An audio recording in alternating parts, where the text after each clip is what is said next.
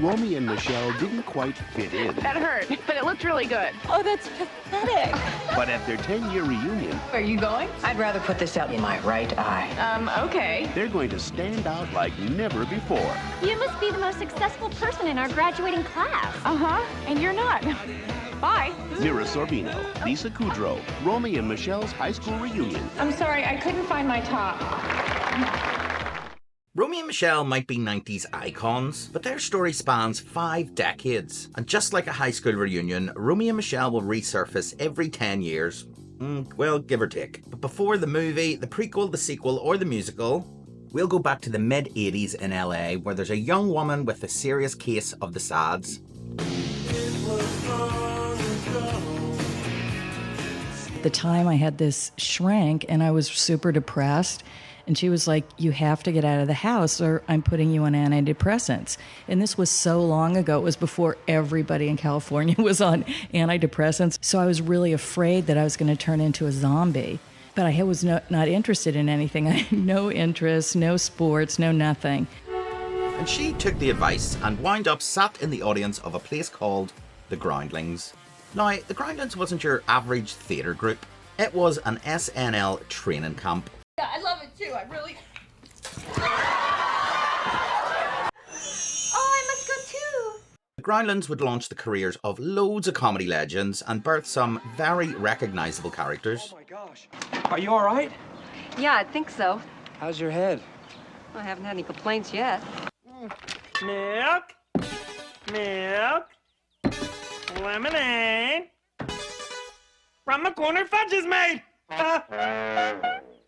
Robin loved what she saw, and luckily there was a class starting the very next week.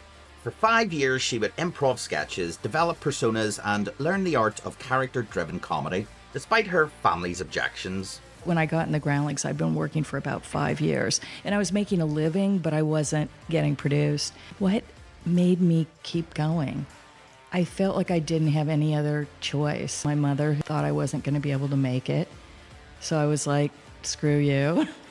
And that determination will pay off when she writes a play that will change her life forever.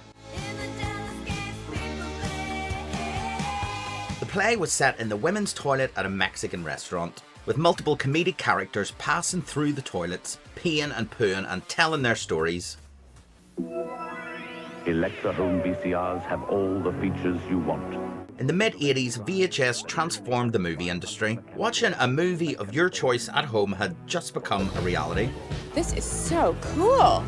So cinemas weren't filling seats like they used to, and the Tiffany Theatre on Sunset Strip was one of them.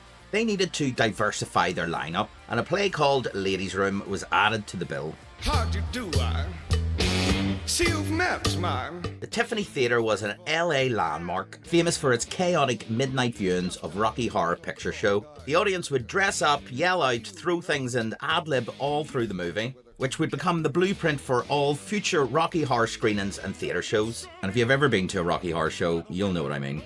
Here's what you need to do to be the best audience member possible, from the callbacks you need to say to the props you need to bring. Robin dipped into her Groundlings contacts for the cast, and she gave an unknown actress her big break. That was my first audition ever. Really? For Airhead #2. AKA Michele. Michelle. Yeah, there was a play called Ladies' Room, and there were these two characters, Romy and Michele, that I think were in the play a total of 5 minutes. Lisa Kudrow would be cast alongside Christine Mellor to play two girls that worked at a temp agency, Romy and Michele. You may know Christine as the squealing girl in Parking Lot from the movie Heathers. Did you hear? School's canceled today because Kurt and Ram killed themselves in a repressed homosexual suicide pact.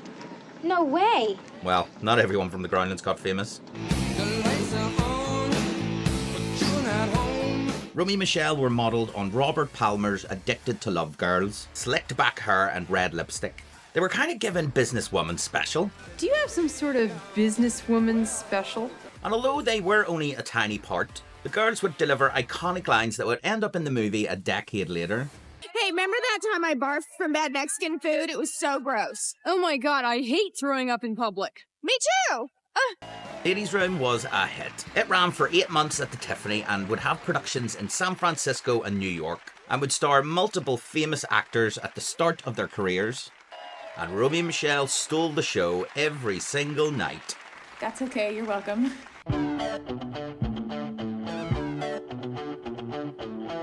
Robin knew that she had something special with Romy and Michele, and it turns out so did Aaron Spelling, as in Tori Spelling's dad. Aaron had produced some pretty big TV shows and he loved the characters and he believed in Robin, so he'd front the money to pay for a pilot and bring Romy and Michele to the screen. Was it going to be a TV show? It was a pilot. We were in the pilot, this actress Christy Meller and I, Romy and Michele, and it was a pilot and it wasn't very good. It's a drag. How much longer can I take this? Just Temporary would follow Romy and Michele working at a temp agency, doing various jobs with hilarious consequences, I'd imagine, because the show was never picked up. Romy and Michele's TV debut was a flop. It's only temporary, temporary. This is not my life. But that temp agency idea would be developed and resurface in 1997 as Temporarily Yours on CBS. But Robin wouldn't give up and introduced the Romy and Michele characters to Alex Schwartz and Gay Hirsch, the only two female executives at Touchstone Pictures. Are you serious? They fell in love with these characters and thought Romy and Michele could be the female Wayne's World. At the time, the box office would be dominated with male buddy comedies, but any female comedies, they were few and far between. There were a few gems like Big Business and Outrageous Fortune. I want to talk to a lawyer. Oh, yeah? It's gonna be kind of a short conversation. You better tell her the name. She's kind of cranky. Yeah, I got my period. But these three women wanted to champion a comedy about female friendship, and they saw Romy and Michele as the answer. So Robin started writing a Romy and Michele movie, toy with different ideas before striking gold. Romy and Michele go to Japan, they go to college. Oh, they go back to their high school reunion. And my first idea was that they don't realize their lives aren't good enough until they fill out the questionnaire, and it still makes me laugh. And with that simple but hilarious idea, Robin pitched it to Touchstone, and they bought the movie right there and then. But the road to the big screen was a long one, and it was paved with shit. Every script Robin submitted would be deemed not funny, and she'd be stuck in a cycle of rewrites for 5 years. See, the jokes weren't necessarily written in black and white. The comedy would come alive when the characters were acted out. The studio couldn't see her vision and tried to fire Robin and replace her with another writer. You know, you really shouldn't let people fill out applications if you don't want them to actually try to get a job here. No, that's all I have to say. But the alternate script wasn't any better, and it ended up in the bin. The future of Romy and Michele wasn't looking good, but a perfect storm of events was on its way. Lisa Kudrow was always first choice for Michele, but the studio weren't keen. This was a proper movie, and proper movies needed proper movie stars. Lisa wasn't even close. She was a sitcom regular with bit parts on Cheers and Mad About You. Hi, you guys want the usual? Sure, why not? Okay, and that would be what? She thought she had her big break when she was cast as Roz Doyle on Frasier, but 3 days into filming, she was fired. Ouch. And we all know what happened to Lisa next.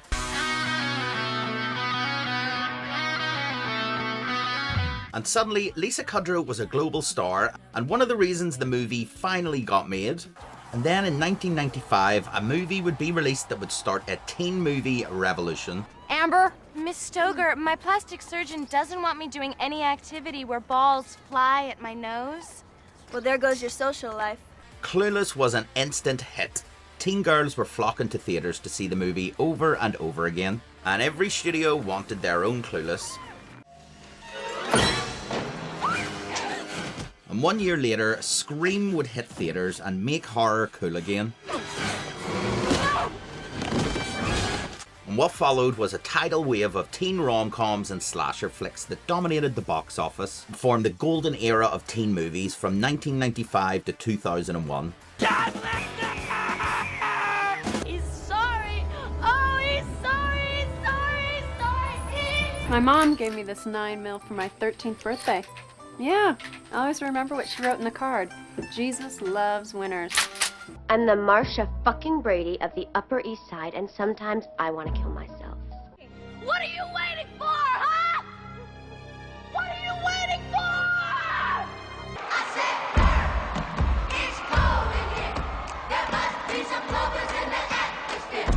So Lisa was cast as Michele, Robin was back on as Ryder, and Romy and Michele were full steam ahead. What's up, Daddy? What the hell is that? A dress. Says who? Calvin Klein. The obvious choice for director was Amy Heckerling, the brains behind Clueless. Now, Amy worked over the script, but decided to pass because it was just too similar. What a deludinoid. Hey guys, look what I smuggled aboard. Homer, no! Huh? They'll clog the instruments! Careful, they're ruffled. But then David Merkin, the showrunner for seasons 5 and 6 of The Simpsons, would take the director's seat in his first Hollywood movie. Clear out, boys. We even see his work playing on the TV in the car dealership. But Michele still needed a Romy, and finding her wasn't as easy.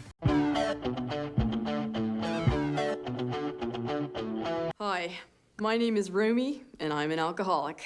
Julia Louis-Dreyfus was considered for the role, but the studio didn't want TV people fronting a movie. They already had Phoebe from Friends, so they needed a movie star. No! You son of a bitch! And across the globe, one actress was really making a name for herself. Once upon a time, there was a girl named Muriel. Muriel. You're terrible, Muriel. Toni Collette had just given a standout performance in Muriel's Wedding, another movie about female friendship. Stick your drink up your ass, Tanya. I would rather swallow razor blades than drink with you. Oh, by the way, I'm not alone. I'm with Muriel. She flew to LA and gave the script a shot, but she just couldn't get her head around that Valley Girl accent. And Toni was really interesting and terrific. I think she was a little worried about nailing what we wanted to do with the kind of Valley, twisted kind of Valley accent and energy. Why can't it be me? Why can't I be the one? And in steps Mira Sorvino, daughter of Paul Sorvino from Goodfellas fame. Rib's got 20 years just for saying hello to some fucker who was sneaking behind his back selling junk. I don't need that. She remembers reading the script on the subway and straight up howling with laughter. Fresh off an Oscar nomination for Mighty Aphrodite, a Woody Allen movie where she plays a sex worker. There's this guy fucking me from behind, right? And there's these two huge guys dressed like cops in my mouth at the same time. And I remember thinking to myself, I like acting. She was Hollywood hot property, but her agents weren't keen on her doing a lowbrow comedy. They thought it could derail her Oscar trajectory. Well, you didn't want a blowjob, so the least I could do is get you a tie. They wanted her doing tonier stuff, but Mira, she didn't care. She was in. Let's do it. And the Oscar is presented to Mira Sorvino in Mighty Aphrodite. Mira would win the Oscar and had a clause in her contract that essentially said, win the Oscar and you'll get paid double. Oh my God, Lisa would cash in too. She had a most favoured nations clause, and that basically meant whatever Mira got, she got. Oh my God.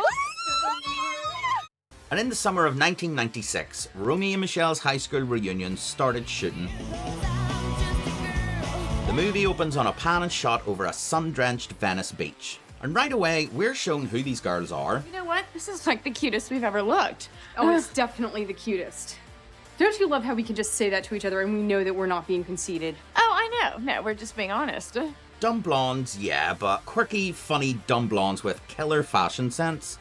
Okay, so I have nothing to wear. We don't even have time to make anything new before we go out.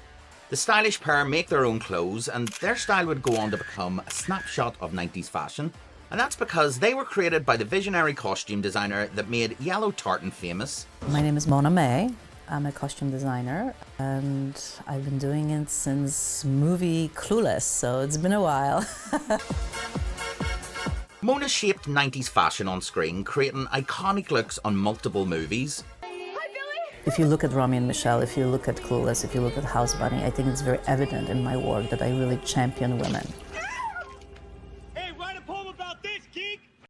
On the surface, Romy and Michele seem like carbon copies of each other, but the subtle differences between the pair really set the characters apart. Michelle's a girly girl, feathers, sparkle, chunky jewellery, like a child dressing a doll. And Romy leans masculine, tailored jackets, metallic vinyl, fitted shirts, more grown up. Lisa continued to be the more feminine, the pretty with the pink, and then Mira was more the masculine. Mona had to create 40 looks, and with a tighter budget than Clueless, she had to be frugal. So she's seen the girls mixing vintage finds from Valley gold mines like Red Balls and XTC, mixed with some hand-picked designer pieces to really elevate their style. Oh my God, you did it! Okay, but what street would that be on? Mira was very hands-on with Romy's style. Half the clothes in the movie were already in my wardrobe, which was crazy. Businesswoman Special was an Armani jacket that I had already that they kind of altered the whole thing. So the silver dress, when I say, would you excuse me, I cut my foot before my shoe was filling up with blood. That silver dress was one of my little disco dancing dresses. The prom dress, where we're dressed as Madonna. Oh, yeah. The little tutu. Yeah. That was my dress. So that makes shopping even more fun, because you can buy stuff that you wouldn't wear it's for not real for me, life. it's for my character. For my character, honey. No, I don't dress like a slut, she does. But their style isn't the only thing that sets them apart. There's one other more obvious difference that was a complete secret until the first day of shooting, because when the cameras started rolling, Robin said, "What the hell is that voice?" See, the thing was, only director David, Mira and Lisa were in on The Voice. David didn't want the girls to have identical high-pitched Valley accents. He knew that having a vocal range in the characters' voices would keep the ear engaged. Take him away, boys. Hey, I'm the chief here.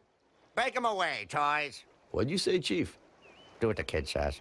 And it was Mira's wee sister that gave her the inspiration. I patterned Romy's voice after my sister because she speaks even though she was raised in New Jersey. She talks with a Valley Girl accent. Like tubular. Well, it's like a totally great day. It's like totally awesome. It's grody to the max. But she doesn't talk low, and so I made Romy more like, okay, cool. So she added a dash of John Wayne and a sprinkle of Captain Kirk. You can call me a dirty son of a bitch, but if you ever call me daddy again, I'll finish this fight. And the iconic Romy voice was born. I invented Post-its.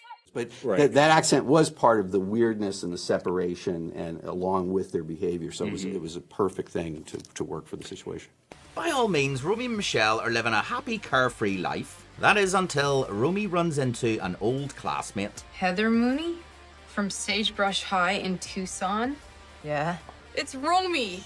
Romy White! You're shitting me.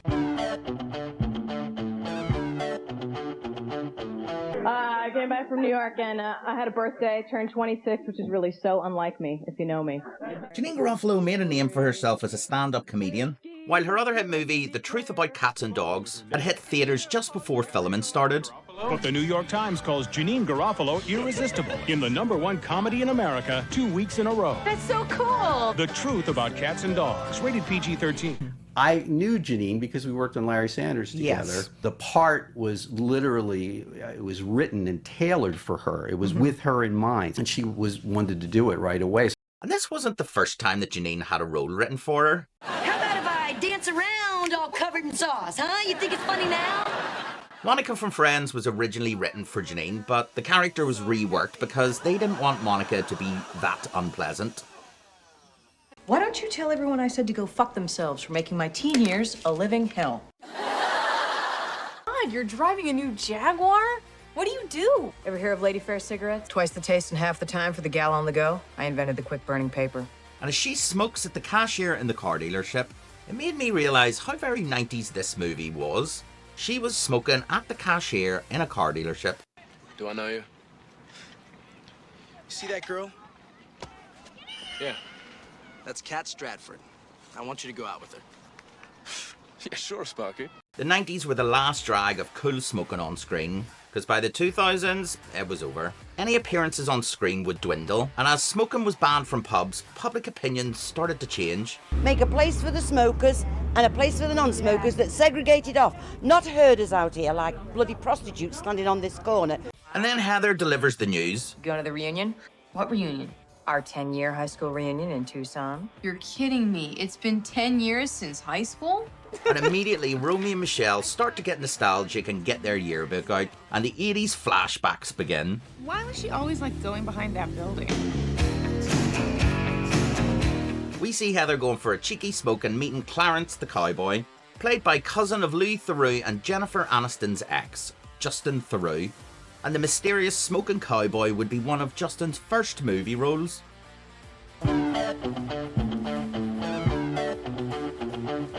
Sandy is a mega nerd with spontaneous erections and an unhealthy obsession with Michele. Oh, Michele, over here. Want me to get your huge notebook for you? Can I be blunt? That can be filthy, and that can be bunches. Oh, dearie me. Alan was known in the UK, starring in the high life as a Scottish flight attendant. This is the first film I ever made in America. I thought Tucson was pronounced Tucson. And when at the read-through someone said it, I laughed, thinking they'd got it wrong. And just look at his science project, Sex and the Single Cell. That must be a reference to masturbation, right? I want to take another picture of you and Sandy for the yearbook, and I want to interview you too, because I think it would make a really interesting article for the Roundup. And we meet Toby, another very convincing 17-year-old played by 35-year-old Cameron Manheim. The cast were no spring chickens, but they had to play themselves with a 10-year age gap. So in the high school scenes, they used extras in their 30s and used face tapes so the main cast wouldn't look so haggard. But I don't even know if she had passed for 35. Oh, Toby, fuck off.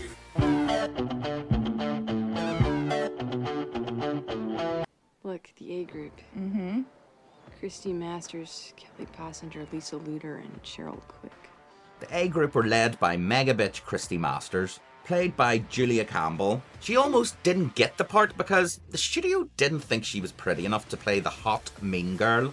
Those weirdos are staring at us again. She'd have her team of minions, including that bitch from The Parent Trap, played by Elaine Hendricks.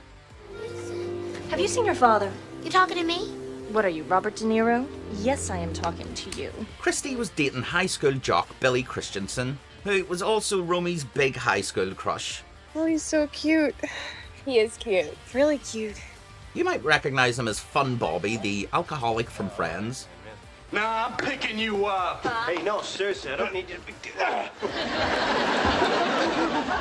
All right, it still works. Christy Masters is coming over here.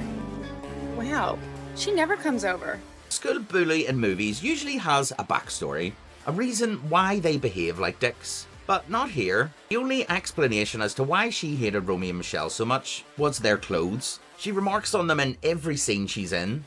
Where do you even get outfits that hideous? Oh, geez, nice outfits, really. What? Nice outfits. Post-its must be really lucrative. They're as deluded about their lives as they are about those hideous clothes. Lisa, give me the bag. Here you go. You are so bad. She planned out unprovoked attacks, bringing magnets to school to stick on Michelle's back. But in real life, her plan would have backfired. Back braces are made of aluminium, which isn't magnetic. Oh, you're kidding me. The weird thing is, Julia would have known this. When she was in high school, she had scoliosis and had to wear a back brace with full headgear.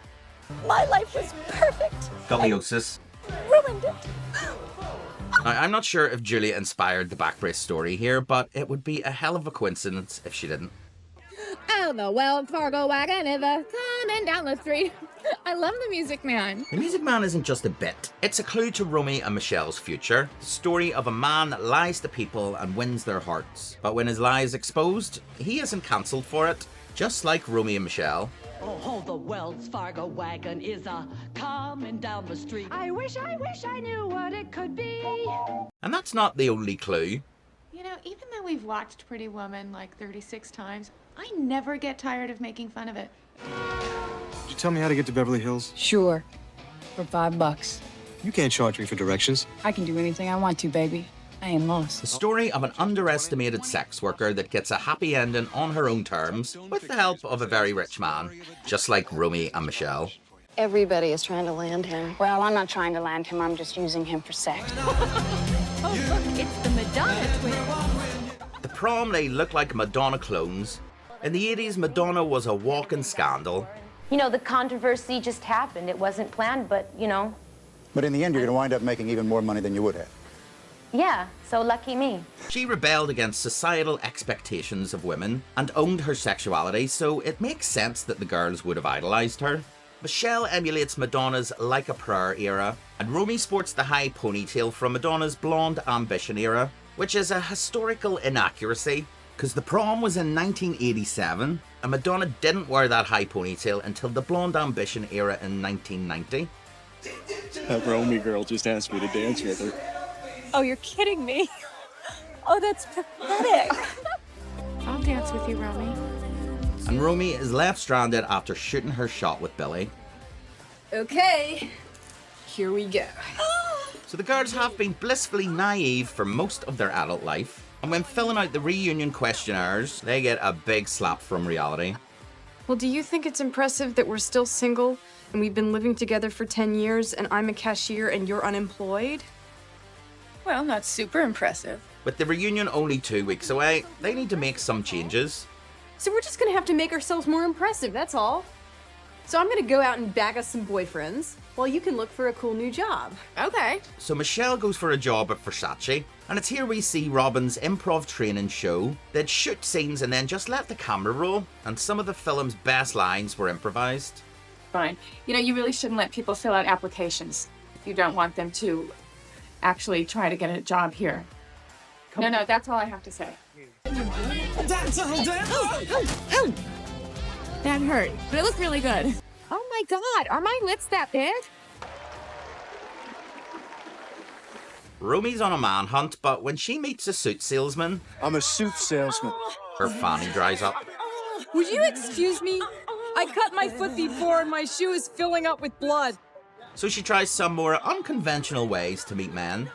Hi, my name is Romy and I'm an alcoholic. Hi, Romy. And she applies for Singled Out, a real-life hit dating show on MTV. 100 love-starved people looking for a taste of romance on MTV. Singled Out! So they're still single, jobless, and somehow gaining weight, despite working out in some really heavy shoes. That's impossible. Did you deduct 16 pounds for your shoes? That's near 4 kilos per shoe. So what do? They binge. And this is when product placement becomes very apparent. We see Doritos and Coke throughout the movie. And although we only ever see the full sugar branding, when mentioned, it's always diet. Then why don't you just give us 2 burgers and fries and Diet Cokes, because we're in a hurry. We'll take 2 Diet Cokes. Right, with extra cherries. Don't move. Then Romy has a revelation. Oh my God, Michele, that's it. We can go to the reunion and just pretend to be successful. Oh my God. And right there is an Easter egg that completely flips the Romy and Michele narrative. They've been eating a Big Kahuna burger, which can only mean one thing. Hamburgers, the cornerstone of any nutritious breakfast. What kind of hamburger? Big Kahuna burger. Big Kahuna burger. Big Kahuna is a fictional burger joint only found in Tarantino movies. I mean, just look at these clips side by side. You mind if I try one of yours? Can I have the rest of this?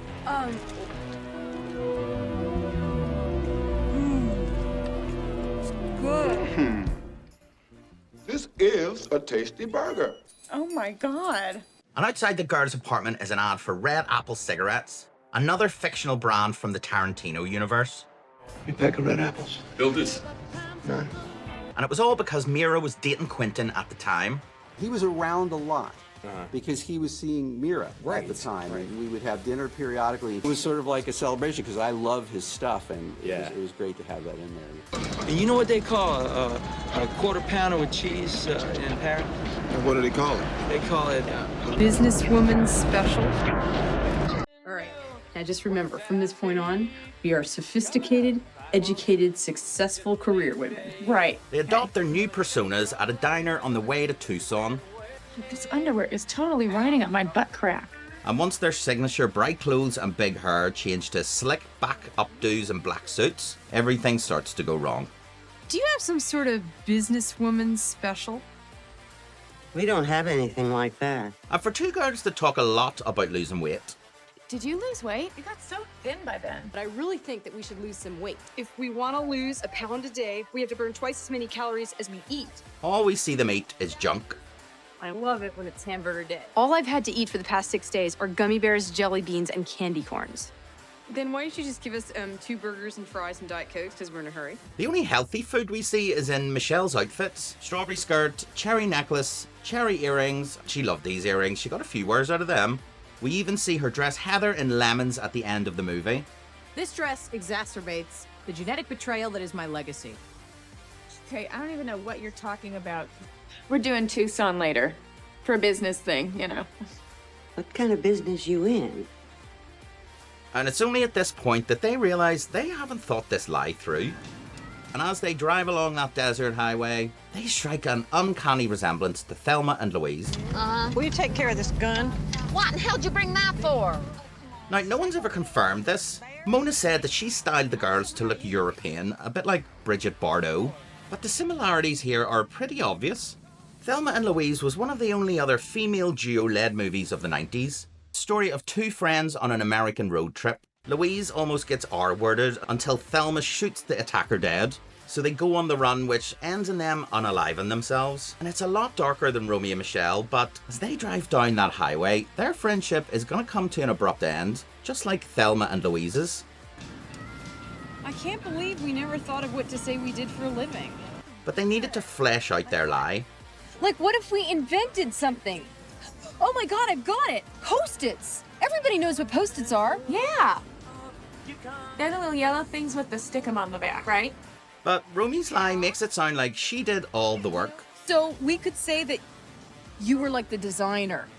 Like I thought of them, but you thought of making them yellow. For the first time, we see cracks in their friendship. Want to be honest? Okay, good.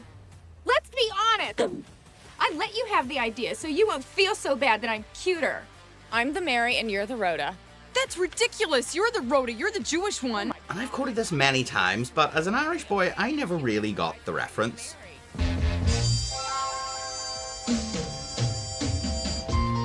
Mary and Rhoda are characters from the Mary Tyler Moore Show, first sitcom to show single women with no kids living full, happy lives that didn't revolve around finding a man. Mary was the more conventionally attractive one, and Rhoda was the quirky, funny friend. I don't know. You have to wash a pot that you just boiled water in. How should I know? I only use paper pots. As of Tucson, we're finished. Well, drive fast. And with their friendship now dead, Michele falls asleep on the way to Tucson, and we enter her dream. Now, it's not obvious at first, but it gets subtly weirder as it goes on. They enter the crystal room, and the walls are covered in photos of the A group. Romy gets her perfect reunion with Billy, and Michele destroys the A group by casually reciting the chemical formula for glue. Well, ordinarily, when you make glue, first you need to thermoset your resin, and then after it cools, you mix in a epoxide, which is really just a fancy schmancy name for any simple oxygenated adhesive, right? Then I thought maybe, just maybe, you could raise the viscosity by adding a complex glucose derivative during the emulsification process. And it turns out I was right. I don't believe it. You must be the most successful person in our graduating class. Uh-huh. And you're not. Bye.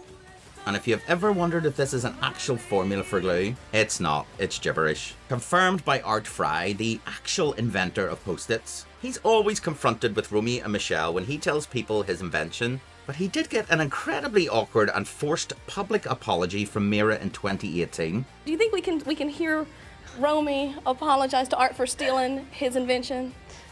Okay, Art. Sorry I stole your idea, okay? All right. God, I was such an idiot. And Lisa's the kind of person you look at and you say, I'd like to see her get hit by a limousine. And Lisa completely improvises, ow, ow, ow, ow, ow. And then when she comes off the back of the car, she also improvises, oh, come on. She tells me to this day that's the favorite scene that she's ever shot in her entire career as well, yeah. Here, help yourself, Michele. Thanks. Wait, how do you know my name? It's me, Michele. Sandy. Sandy Frank? Uh-huh. But you're so dreamy. Alan got to design his own dream face with the special effects team. He had flipped through magazines like a menu, and he picked Brad Pitt's eyes and Alec Baldwin's lips. Now the dream aspect starts to become more apparent. Hey, you guys! They're about to announce the winners of the vote! Come on! Toby literally floats in and out of frame, and Sandy ascends out of the limo. Wait, I can't find my top. Where are you? The ballroom is now called the Christie Room, with huge pictures of Christie masters everywhere. Robin hired the biggest ballroom that she could find, but she couldn't afford the extras to fill it, so they had to put life-size cardboard cutouts of celebrities around the perimeter of the room. And if you pause it, look, you can see James Dean, Charlie Chaplin, Marilyn Monroe, Spock, JFK, and Jason from Friday the 13th. Most changed for the better since high school is... It's a tie. It's a tie. The most changed for the better since high school are Romy One and Michele Weinberger. And if you're wondering why there's big carrot and banana balloons all over the reunion, they were the magnets that Christy stuck to Michelle's back. Christy Master stuck magnets on your back. Romy and Michele win Most Changed for the Better Since High School award and separate for the next 70 years, but they still hold that grudge. Not until you admit that I'm the Mary and you're the Rhoda. I'm the Mary. You're pasty hag on a deathbed. So let's figure it out. Who is the Mary and who is the Rhoda? Mary's the main character and Rhoda is the sidekick, but Michelle's putting this down to basically who's hotter. God, I'm talking cuteness-wise, Romy, okay? And cuteness-wise, I'm the Mary. Now, Lisa Kudrow has built her career being the oddball. She's always the funny one, not the hot one. But Mira, she's always been cast as a blonde bombshell. She's even played Marilyn Monroe. I learned that I could make anyone fall in love with me just by taking off my dress. No, I'm sorry, I don't think so. And if we look at FHM's 100 Sexiest Women of 1996, Mira was number 48 and Lisa 98. So if we're talking cuteness-wise, Mira might be the more conventionally attractive one, but attraction varies from person to person. So who's the Mary and who's the Rhoda? Depends who you ask. Sure. Thanks for not waking me up, Romy. Back to reality, the girls have to face the real reunion. Hey, everyone. And so we meet again. Romy White. You're the chubby girl. Romy reunites with the A group and immediately starts trying to impress them. Hey, if anybody needs to make a call, I've got a phone. Having a mobile phone in 1997 was a status symbol. At the time, only 2% of people had mobile phones. I don't know how to put this, but I'm kind of a big deal. But the phone was part of a bigger story that was cut from the movie, and it included Will Ferrell. She gets a call on her cell phone that she set up with a waiter to try and prove that she has a cell phone part of that. And that was Will Ferrell. He was hilarious as this waiter who was calling her right at this moment. But it was so upsetting and humiliating for the audience to watch Romy get completely destroyed that to continue it beyond just being found out about the Post-it notes and having this phone call come in on the cell phone, the audience couldn't recover from it. I'm a hot little potato right now. And then Romy goes straight in with the lie. I invented Post-its. No, really, what do you do? That's what I do. I invented Post-its. And then Heather shows up and exposes her. Romy here invented Post-its. You did not. Yeah, I did. You did not? Yeah, I did. You did not? Yeah, well, who did then? A guy named Art Fry from the 3M Corp. We studied in business school. And I always wondered how Heather would have known the full name and work history of the inventor of Post-it notes. But it dawned on me, Heather is also in the paper industry. Ever hear of Lady Fair cigarettes? I invented the quick burning paper. So she probably heard the story of how Post-its were invented. Here's those little babies. They were pretty much created by accident. Spencer Silver was trying to create a super strong glue. Failed. Instead, he came up with a rather weak one. Now, it wasn't clear that anybody really needed a glue that wasn't going to stick something together until one day, fellow employee Art Fry decided to use the glue to bookmark his church choir book. The idea was born. You're kidding me. You just made all that up? Romy is humiliated, but Michele comes to the rescue. Why don't you just leave her alone? And this is one of the few times in the movie that Romy and Michele switch places. And I mean that literally. Most of the movie, Michele is always on the left and Romy on the right. This is like the cutest we've ever looked. I was so lucky getting mono. That was like the best diet ever. How am I going to impress anyone by selling Banlon smocks at Bargain Mart? We're businesswomen. Yeah, from LA. Why are you always such a nasty bitch? Have a Romy and Michele day. There are a few exceptions in some traveling shots, but their positions only properly change when they start fighting. You want to be honest? Okay, good. Let's be honest. And they switch. I let you have the ideas. What? And they remain on those sides for the duration of their fallout. Romy, you will not believe what just happened. Michelle, can't you see that I am busy? I'm the Mary. So, are we friends again? Well, duh. But when they make up, positioning is restored.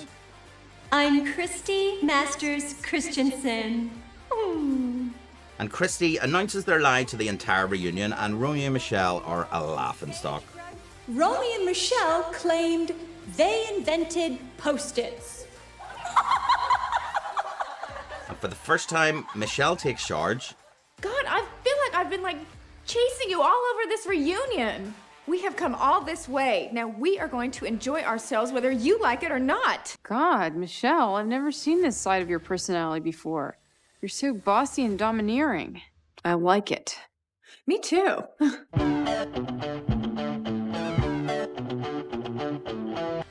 Come on, Michele. Okay. And yeah. Michele is always the submissive one. She just goes along with everything that Romy says. I can't wait till we move to LA. Everything's gonna happen for us there, Michele. And we'll never look back. Okay. So I'm gonna go out and bag us some boyfriends while you can look for a cool new job. Okay. Our lives don't seem as impressive as I thought. They don't?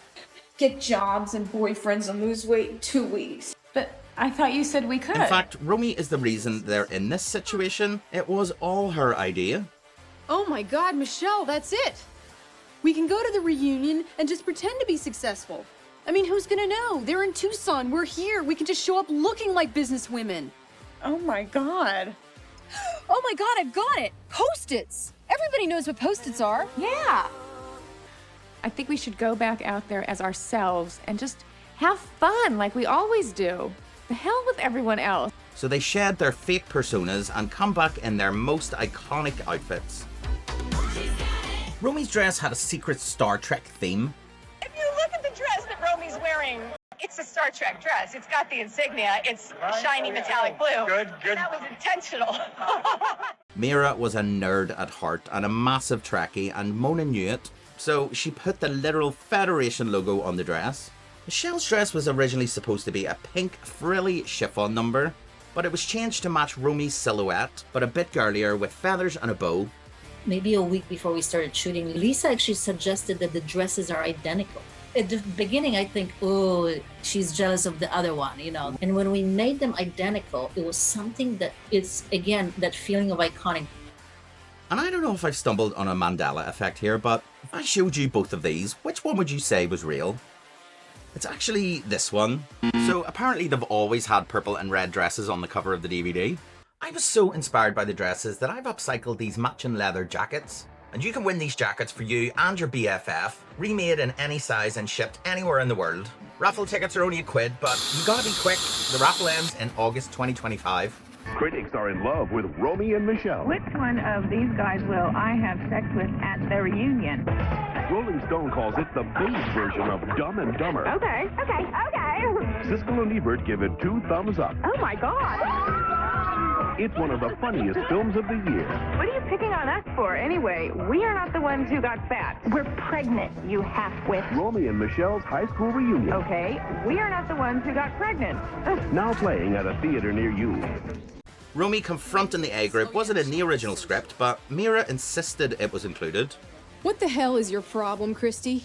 Why are you always such a nasty bitch? The scene where we tell off the mean girls was not originally in the story, and I asked for it to be there, and I basically wrote it with Robin's blessing. Me having been a geek in high school, I really wanted them to have their day in court where they get to say something back to these horrible girls who've ruined their lives for 10 years. I don't care if you like us, because we don't like you. You're a bad person with an ugly heart, and we don't give a flying frog what you think. Yep, she really did just say flying frog. That was the version that was released in the cinemas in the UK. The movie's always been a 15 since it was released on DVD, but the studio wanted a 12 rating for the cinema, and they had to remove or change a lot of swear words. Why don't you go fuck a sheep, or your sister, or yourself? Why don't you go wed a sheep, or your sister, or yourself? Go find him. He's not here. Already asked Toby Dumbfuck. Go find him. He's not here. Already asked Toby Dumbbutt. Oh, Toby, fuck off. Oh, Toby, fuck off. Okay, but can I take a picture of you first? And even with these changes, the BBFC received one complaint for the movie being too rude. Yep, one singular complaint. And Christie tries to get the last word, but ex-A Group member and Vogue fashion editor Lisa Luder takes Christie down a peg or two. It's unbelievable. They're as deluded about their lives as they are about those hideous clothes. Actually, Christy, they've got nice lines, a fun, frisky use of color. All in all, I'd have to say they're really not bad. And it's never explained why Lisa left the A Group, but there's obviously bad blood. You're just jealous. Because unlike a certain ball-busting, dried-up career woman I might mention, we're all happily married. That's right, Christy. Keep telling yourself that. Ooh. Lisa was never really fully aligned with the A Group's practices or their dress code. The A Group are always seen in pastels, but Lisa, she always wore white. Kelly and Cheryl's pastels faded over time, because Christie still has some control over them. The pastels represent Christie's power. When Christie reigned, everyone was in pastels. But everyone changed, everyone grew up, everyone except for Christie. She's still in the same colour, and she's still the same cunt. Hey everybody! Sandy Frank just landed in a helicopter! Sandy makes his grand entrance and does a beeline straight for Michele. Michele, after all these years, you still take my breath away. Thanks. Will you dance with me? Only if Romy can dance with us. And we get a legendary dance. It was originally going to be a Saturday Night Fever disco tribute to the Bee Gees' More Than a Woman. But it became the weird contemporary dance to Cyndi Lauper's Time After Time. I love doing it because I tried to put in like some of my like teenage ballet moves into it, as well as trying to sort of channel Snoopy. You know in that Christmas special where Snoopy's they're sort of jumping up, and they he jumps up and kind of flips his legs like that. I just remember working with the choreographer, and it was always, oh, great, Mira, you can do that? Oh, great. Oh, fantastic, because Mira can dance. And then well, I'll try. But I can't. You did great. Move. No, I posed. I did great poses. People actually ask me, and think I'm going to do it. They'll say, would you come and do the Romy and Michele dance with me and my husband, or me and my wife? And Mira would try and recreate this magic when she appeared on Dancing with the Stars in 2023, but it didn't have the reaction she wanted. The couple going home is Mira and Gleb. And the rights to this song came with a hefty price tag. They'd spend $240,000 getting the rights, which was about a quarter of the movie's total music budget. Well, it did win Best Musical Number at the MTV Movie Awards, didn't it? You know, I think Austin Powers won. Hit it. And the winner is Mike Myers. That bastard. Yours Austin was Powers. better. Well, I don't see the Austin Powers dance being recreated online, but you know. Oh my God, somebody's puking in the bushes. Ew. As they leave, Romy puts an abrupt end to a lifelong infatuation. Your fantasy is gonna come true tonight. God, now he's gonna see what it feels like to wait. So they fly back home in Sandy's helicopter, leaving one of many plot holes in the movie. They drove to Tucson in Ramon's car and flew back in a helicopter. So how is Ramon getting his car back? When they get changed at the boot of the car, there is no way that their hair could have went from a French twist to a voluminous blowout just by taking out a hairpin. How do they afford to live in a seafront apartment with 180-degree views of Venice Beach? Romy only works part-time and Michele doesn't even have a job. Why are they bringing a toaster oven to a high school reunion? Why does nobody ever mention the cat, and who looks after it when they go to Tucson? And just before they exit, Sandy and Michele kiss. But it's not the usual end of movie snog where the girl gets the guy. Those aren't hearts in her eyes, they are dollar signs. Uh-oh, don't look down. Here comes the Frankazoid. Oh, God, he is such a geek. Michele has always been repulsed by Sandy.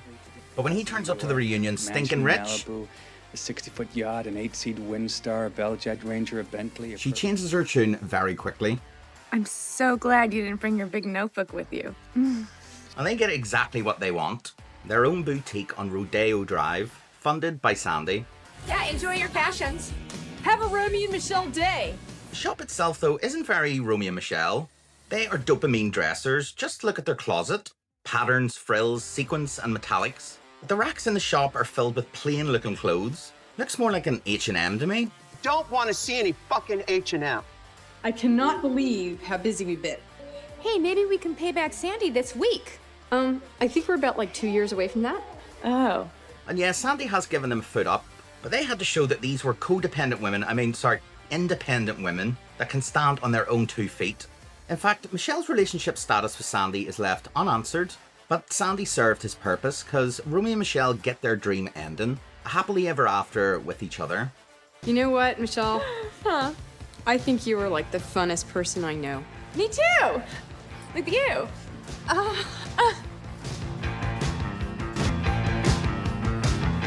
But when filming wrapped, it was far from a happy ending, because David and the studio would go to war.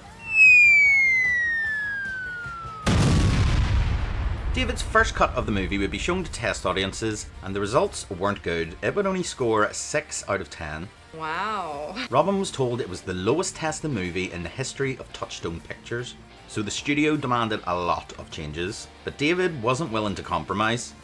The studio said he used too many long, drawn-out panning shots. They were expecting a sharp, punchy 90-minute sitcom edit, but David had a grander vision and thought that they added a cinematic appeal that set it apart from a normal comedy. Romy and Michele has enormous amount of camera movement in it, but not any camera movement that destroys any comedy. Ready. Let's do it. And the studio hated the music. They wanted more 80s pop bangers, but David seen the girls having alternative music tastes in their teenage years. There's some fights on, huge fights on Romy and Michele about the music. They're odd characters, so the music had to be a little off, a little bit edgy. And the music was testing through the roof. It was testing at 92, 94%.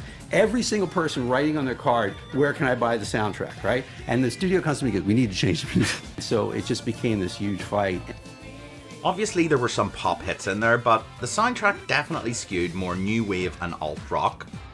And then we sold not one best-selling soundtrack, but 2 of the movies. And in 2022, the soundtrack got re-released on a pink vinyl, so David and the studio were at war, and they wanted to skip a cinema release altogether and go straight to VHS. The execs got their changes, and the movie was re-edited and shown to test audiences, but it performed even worse. It becomes a point in your career where you're going, I had about enough of this.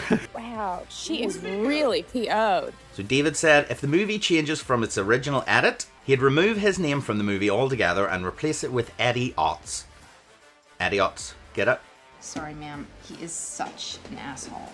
With the movie flatlining, Robin brings in a new editor and is given 2 weeks to make a new streamlined cut that wouldn't compromise any of David's vision, but still pleased the studio. And she came through. But David was still questioning his involvement and needed a second opinion. So he invited some of his very A-list friends to a screening, and they all agreed that it was a great movie and he needed to wind his neck in. Finally, they let me have my way. So David won the standoff, his vision was restored, and the movie would get its cinema release. But barely. The post-production dramas ate up all the budget, and the studio didn't want to put in another penny, so the marketing budget was minimal. But Romy and Michele only had billboards in LA and a few TV spots. I actually attacked a boy in kindergarten with my friends, and we pinned him down to the ground and kissed his face. They are a riot together. Romy and Michele's high school reunion will be held April 25th. They had to rely on cinema listings as promotion. Big movies usually premiere on Hollywood Boulevard, but the studio had the premiere at a multiplex way out in San Fernando Valley. They said it was because they were Valley girls, but the girls lived on Venice Beach, so it was a cheap blow. Robin felt like the studio gave up because they thought the movie was gonna bomb. God, that was so rude. Yeah. But it didn't. Despite the quiet launch, the movie got mixed reviews and was a modest success at the box office. It was a modest hit. It was a modest hit. Yeah, it made around $40 million. Probably like a $10 million budget or something like that, or maybe... I think it had like a $20 million budget. but it didn't make the cultural impact that Clueless did, and the cast and crew thought that the movie would just fade into obscurity. But Romy and Michele came at a unique time in history. Ginger, sporty, scary, baby, and posh, the all-conquering Spice Girl! Female empowerment was at an all-time high thanks to the third wave of feminism. The first two waves were about legal rights, but the third wave was about equality and challenging traditional expectations of women. But with women, they always have to be feminine, feminine, feminine. I think this is bullshit. I just like to see women who can be characters and can be themselves. I think that the most part of it is that they're intimidated by our strength. You know? So it's just like, you know, seeing us being these strong women, they can't take that. This is about girl power. This is about picking up guys. We don't need men to control our life. We control our lives anyway. If anyone said anything bad about the Spice Girls, I would fist them. Media often portrayed women as wives, mothers, or survivors of trauma. Shelby, you need some juice. You need some juice. Stop it, Mama. Drink the juice. Please drink the juice. No! But from the mid-90s, we'd see an explosion of media that would put women front and centre. Objection, move to strike. Is it okay to fuck one guy when you're pregnant with another guy's baby? If one more person asks me that today. You were chosen to destroy vampires, not to wave pom-poms at people. I'm smart, I'm hardworking, and I'll do anything, and I'm not leaving here without a job. And over the years that followed, Romy and Michele would gain a cult following through VHS and DVD sales. There's another group of people that helped get Romy and Michele their cult status. And that's because Romy and Michele's story is the same as a queer one. They're outcasts in high school. Well, you know, I'm not sure that we were really in any group. I think maybe we were more like loners. They put on fake personas and lie to everybody just to be accepted. So Michele and I did make up some lame story. We only did it because we wanted you to treat us like human beings. Looking hot and going clubbing is their main priority. And the heteronormative idea of marriage and kids is alien to them. Wow, 3 kids. God, you must feel really tied down. In fact, they never mention any close family. They're each other's chosen family. And although there were no official gay characters, there was a lot of queer coding going on.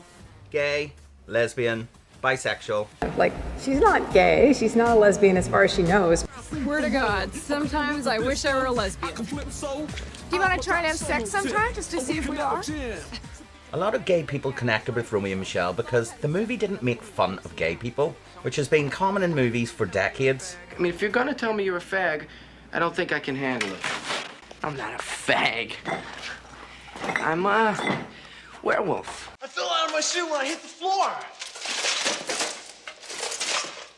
Fag. Are you bitches blind or something? Your man Christian is a cake boy. A what? He's a disco dancing, Oscar Wilde reading, Streisand ticket holding friend of Dorothy, know what I'm saying? Sorry, your seatbelt seems to be broken. What do you recommend I do? I recommend you stop being such a faggot. But it doesn't sound like Robin's inclusivity was intentional. I watched the movie 3 weeks ago, and I don't know how I escaped not writing something I could be canceled for. Apparently, there are drag performers in LA who do us on a regular basis, which I really want to see. Yeah, I want to see that. Peaches Christ is a renowned drag queen famous for her Midnight Mass series, a long-standing drag show that would parody queer movies and star many Drag Race alumni. Peaches would cast Drag Race royalty Trixie and Katya as Romy and Michele. Looking so hot today. Yeah, that's because I'm sweating like a pig under all this daytime drag boots and house realness for your nerves while I'm at work. It is common knowledge in the Drag Race universe that I'm the ruin of Michelle. I'm sorry, it's just... But you know what I realized? I don't care if you don't like this, because we don't like you. You're a bad person with an ugly heart, and we don't give a flying fuck what you think. Queer musician Bright Light hosts a weekly Romy and Michele tea dance in Club Cummings, Alan Cummings' New York gay bar. There's a thing in my bar. I have a bar called Club Cumming here in New York, and on Saturdays there's a Romy and Michele tea dance. and they play 90s music, and when you want to do a request for the DJ, you do it on a post-it.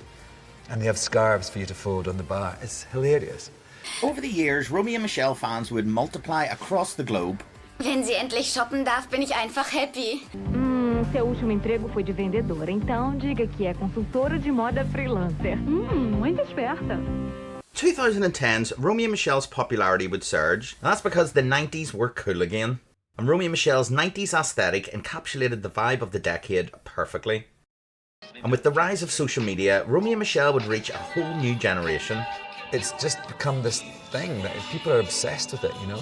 The first time I knew that it really made an indent in the culture was I was at the Louvre Museum in Paris, and someone came up to me and she was like, "I'm the Mary." I was like, "What? I'm the Mary."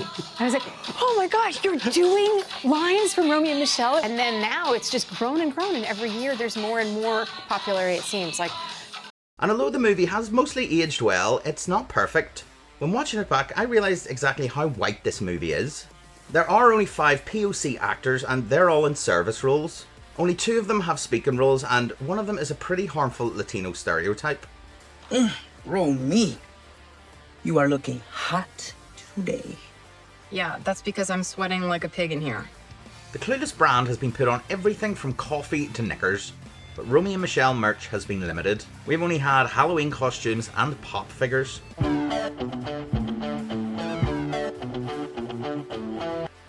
Lisa would create multiple successful characters since Romy and Michele, but Valerie Cherish has to be one of her best. This is my comeback. The comeback was a fake fly-on-the-wall reality show following a washed-up sitcom star trying to get back into TV. Who are those from, Mickey? Well, I don't know. I'm not saying. Read the card. Congratulations from your favorite gay. Aw, Mickey. Guy. Favorite guy. Yeah. It says favorite. It's just bad handwriting. It says guy. Mira starred in a couple of other big movies in the 90s, but by the turn of the century, she kind of disappeared. And the reason for that only became apparent during the Me Too movement in 2019. Not only was I a sexual harassment and battery victim at the hands of Mr. Weinstein, I'm also a sexual assault victim, and I'm also a survivor of date rape. I have never said that last part ever in public because it is impossible sometimes to share these sort of things, and I'm doing it here to try and help.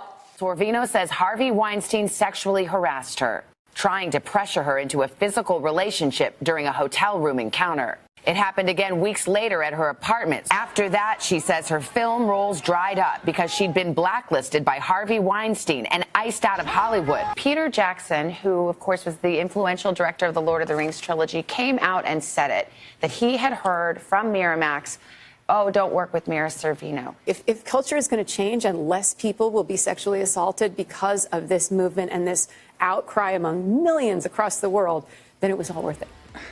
And just like his character, Alan Cummings may have become the most successful person in their graduating class. He starred in multiple Hollywood blockbusters. Find another way to duck and hide. This Isle of Dreams. And is now the presenter of Traders US. In this game, there are no BFFs. After Romy and Michele, David would only make one more movie, Heartbreakers, another strong female duo that seduce and scam rich men. William B. Tenzi, CEO of Tenzi Tobacco. How much? $3 billion. We'd better work fast. But Robin never repeated her success with Romy and Michele. In fact, they're the only on-screen characters that she would ever create. So by the mid-2000s, Robin had written a sequel, Romy and Michele Get Married. The girls are jealous of a neighbour who's planning her wedding. Despite being single, they plan their own weddings whilst looking for their husbands. Lisa and Mira were on board, but Disney, who owned Touchstone Pictures and the rights to the characters, were not interested. They didn't even give Robin a meeting to pitch her idea. Robin was determined to bring these characters back and wanted to replicate the success of the Clueless spin-off TV show. Clueless, the series, coming to ABC this fall. But in order to get a TV series, she'd make a TV movie that would serve as the premise for the ongoing show, and it was fucking awful. That was the best movie ever. Why can't I meet a guy who just hands me his credit card and tells me to get whatever I need? I know. The prequel was set in the early 90s when the girls first moved to LA. Let's just pack up our crap and go there, because if Pretty Woman could do it, so could we. Yeah!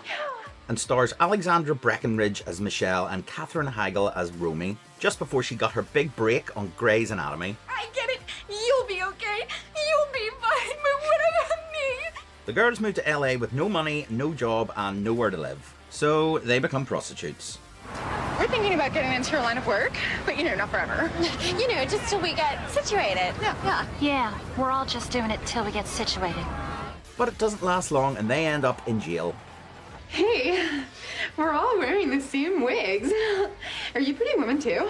And they befriend Donna, a trans woman who's just about to fly to London for her bottom surgery, so lets Romy and Michele live in her house and drive her car. The plot of the movie is centered around them trying to get into Ozone, the coolest club in LA. It's a very weak plot, and the jokes are even worse. This could be promising. Those ain't girls. They're wearing the same wig. They're obviously a drag queen act. But when you get up close, check the hands. Because they can grow breasts, but not even a ton load of hormone therapy can change their big, manly hands. And the supporting cast are wild. Kelly Brook plays supermodel Linda Fasciobella.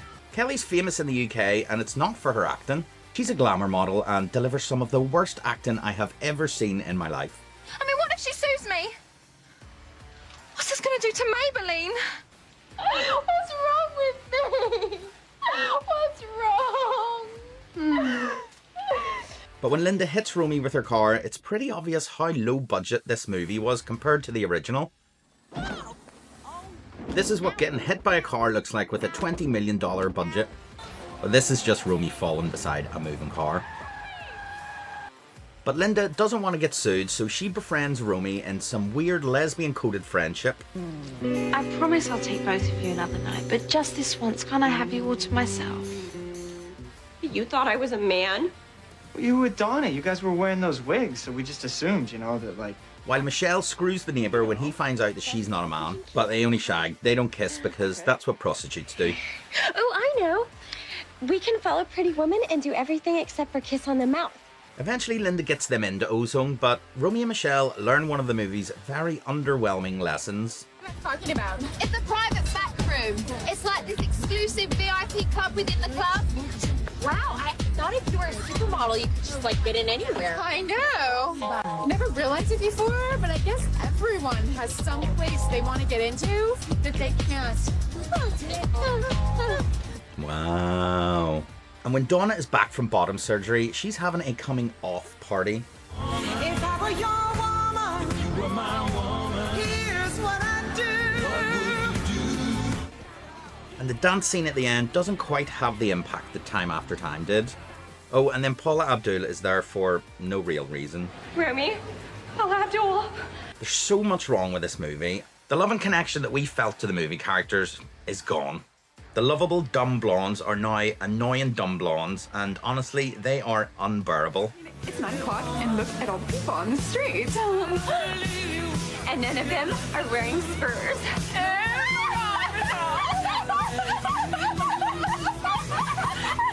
And it's hard to pinpoint who's who. The characters sound and overact the same. The only difference is their hair colour, which didn't make sense as Romy was the natural brunette.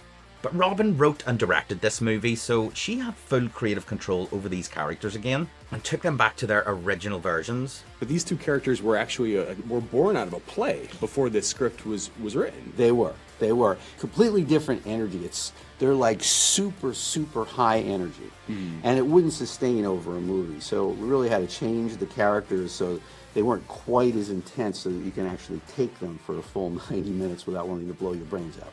Romy and Michele may have been created by Robin, but the lovable versions of Romy and Michele were formed in the creative tension between Robin, David and the studio. None of them got the Romy and Michele that they wanted, but the blend of those visions gave us a charming version of Romy and Michele, and that's not easily replicated. So the movie was a flop and the TV series not even an option.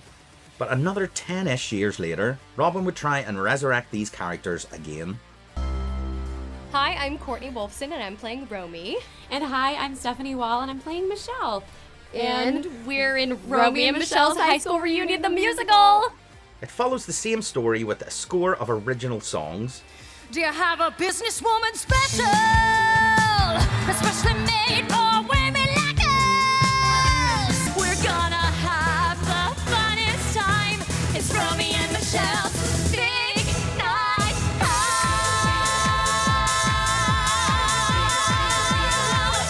musical jumps on the recent trend in theatre with movies being turned into musicals. The success of Hairspray's musical adaptation in 2002 started a tidal wave of old movies rehashed with songs. Just look how many of them there is.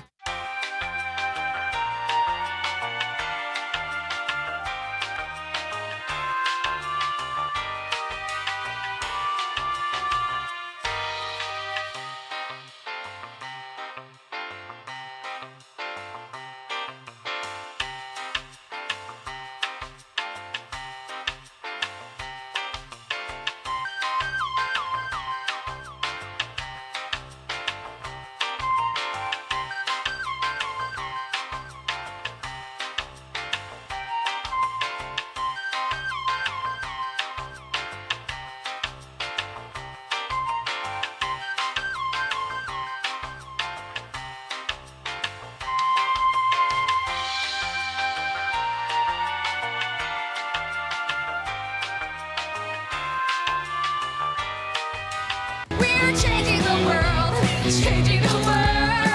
Guys, one outfit at a time. The musical would have a short test run in Seattle and then be developed ready for a Broadway launch. But the first industry showing was on March the 18th, 2020, and we all know what happened then. Coronavirus! Coronavirus! So the musical will sit in limbo for another 5 years and make its off-Broadway debut in October 2025. A Romy and Michele sequel has been something that Robin and Mira have been pushing for pretty consistently since 2005. Disney, if you're listening, everybody wants it. You want it? Yes. Me and Lisa and Robin, the creator, we would all love to do a sequel. We have asked. Hello, Disney. It's Disney that has to decide to say yes. Wait a minute. You've asked to do it and Disney hasn't said yes? Yes. What? And this sounds familiar. They didn't even give Robin a meeting to pitch her idea. Disney hold the rights and they have a tight grip, but Robin, Mira and Lisa will keep pushing Disney for years. Lisa would love to do a sequel. Robin Schiff, who created it, would love to do one. So eventually maybe it will happen. I don't think there was an actual script, but there were talks of plot lines which have had to be amended as more years have gone by. So Disney, like, here's your sign from the sky. People have a hunger for it. And in 2022, they'd make an appearance as Romy and Michele at the SAG Awards. But honestly, the whole thing was a little bit awkward because Lisa didn't really seem to know what she was doing. I just realized this. We're wearing great ensembles while at the same time presenting to great ensembles. You are so right. You are so right. And these cast ensembles are so hilarious. And you knew that ensemble had 2 meanings, okay? You're a genius. But the determination was worth it, and Disney finally changed their tune. I'm very excited because we're going to do Mira and Lisa and everyone. The band is getting back together. I think we're shooting this summer the sequel to Romy and Michele's High School Reunion. And the whole cast might be back, but David will not be back as director. In fact, he's pretty much always been against a sequel happening. We're live, right? Yeah. There's no plans for a sequel. There we go. You could do a reboot. We probably wouldn't do that. I like to kind of leave, because they've tried to do, I've fought against Romy and Michele coming back. Yeah. Because it's hard. It's hard to do that. But without David, I do worry if the magic of the original movie can be recreated. Because Robin has been struggling to write these characters in their 50s. I've been writing these characters for 30 years. So I had to think of, how do I write characters so they are authentically who they were 25 years ago, but they're 50-something. And it was a real challenge. I've seen the original movie 37 times, and the first 15 minutes of both sequels. Buckle up, Wildcats. It's about to get real. The director seat will be taken by Tim Federal. He's been the showrunner for High School Musical, the series, and wrote and directed Better Nate Than Never, starring Lisa Kudrow. You were the only toddler whose first word was me. And although he is a relative newcomer, he's already been signed up to direct Sister Act 3, so he may be in good hands, and having an openly gay director on this movie does feel correct. The movie looks set for a 2027 release, so will the Romy and Michele sequel be worth the 30-year wait, or is it another easy cash grab? We'll find out in 2027. So that's it. That's the end of the deep dive. So enjoy your fashions and have a Romy and Michele day. Oh, that was a good one.